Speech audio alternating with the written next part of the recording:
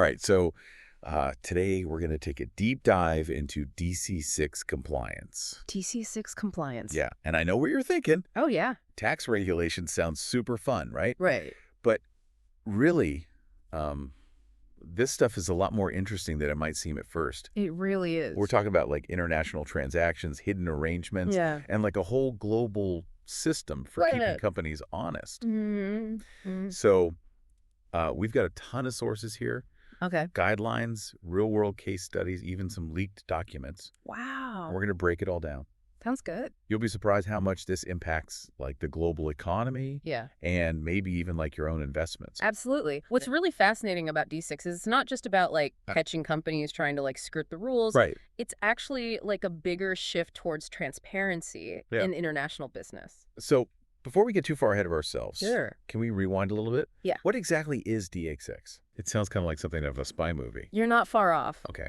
DT6 stands for Directive on Administrative Cooperation. Okay. And it's basically all about cracking down on these aggressive tax avoidance schemes. So like a global network of watchdogs. Exactly. To make sure companies are paying their fair share. Yeah. No matter where they do business. It doesn't matter where they operate. So like imagine a company based in one country. Okay.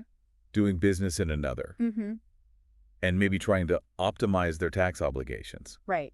That's where DC6 would come in. Exactly. And this isn't just like massive corporations. No, no, no. This applies to a bunch of different cross-border arrangements. A wide range. Even ones with individuals. Individuals, too. So the goal is to basically shine a light on anything that could be used to avoid paying taxes. That's the goal. Okay, so that makes sense. Yeah. But how does this actually work in practice? So, like what makes something reportable under DT6? This is where it gets a little technical, but I'll try to keep it pretty simple for you. Okay. So DAC6 outlines a series of hallmarks. Hallmarks. Which are essentially red flags that say, hey, this arrangement might be designed to avoid taxes. Oh, interesting. Yeah. Can you give us an example of one of these hallmarks? Yeah, so one hallmark relates to like arrangements that involve these deductible cross-border payments where the recipient is located in a place with no corporate tax or a really low corporate tax rate. So like a tax haven? Essentially, yeah. It's looking for places where companies might be shifting their profits. Right, to avoid paying tax. To lower tax areas, yeah. So if a company like structured its business to like funnel profits through some shell company in like the Cayman Islands or something. Yeah, exactly. DACs would flag that. DT6 would say, hey, something's fishy here. Suspicious. Yeah. And there's a lot of other hallmarks too. Okay. Each one focuses on a different type of potentially aggressive tax planning strategy. So this is a pretty comprehensive system. Yeah. But who's actually responsible for making sure companies are following all this? That's a great question. Is it just companies self-reporting? It's not that simple. Okay. DAC6 requires a more collaborative approach. Okay. So different teams within a company need to work together to make sure everything's compliant. Like legal tax compliance. Yeah. They all have a role to play. Okay, so let's break that down a little bit. Sure. What are the specific roles of each of these teams in like a company that's navigating DAC6? So let's imagine we've got this company called Global Goods. Global Goods. And they're setting up a new subsidiary in another country. Okay. The legal team would need to be on top of these specific regulations in both places, you know. In both countries. Making sure the deal is structured in a way that doesn't accidentally trigger any DAC6 consequences. It's all about navigating the legal stuff and making sure the company's protected. So the legal team is like the architect. Yeah. Making sure the foundation is good. I like that analogy. What about the tax team?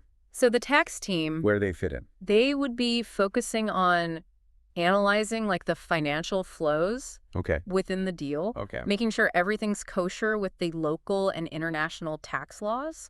They're the ones looking for those hallmarks we talked about. Right. They're assessing whether any part of this arrangement is like aggressive tax planning. So they're like forensic accountants. Exactly. Looking at every little detail. Every detail. To make sure it's compliant.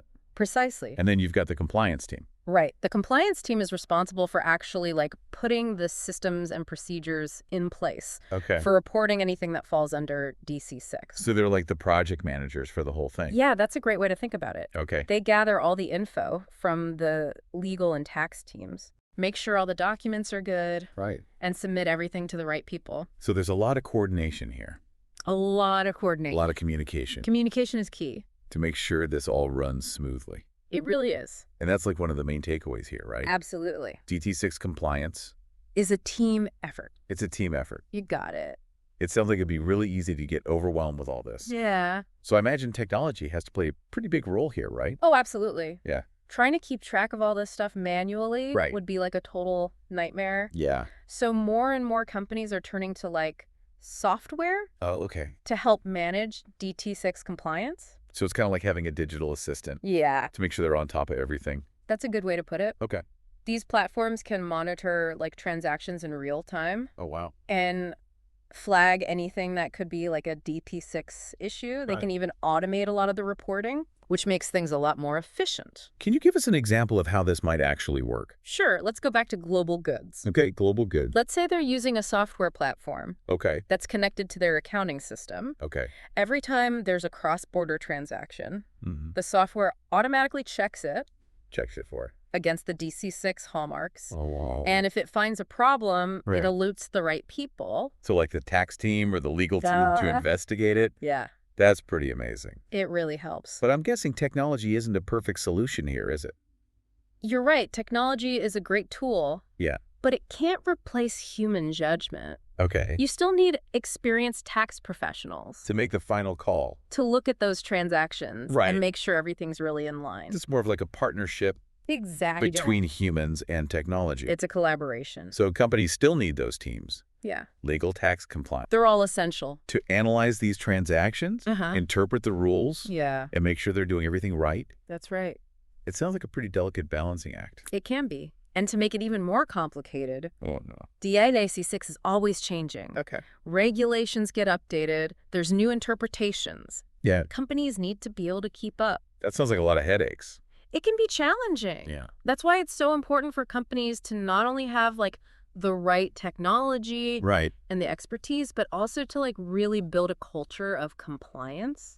What do you mean by a culture of compliance? It's about going beyond just like checking boxes and filing reports. It's about creating an environment where everyone in the company understands. Understands DAC6. Yeah, they get why it's important. Right. They understand the risks if they don't comply. Okay. And they feel like they have a role to play in protecting the company's reputation. So it's like making compliance part of the company's DNA. That's a great way to put it. It's about making sure everyone understands that compliance is good for business. That makes sense. Yeah. So I think we should talk about the elephant in the room here. Okay. What happens if companies don't comply?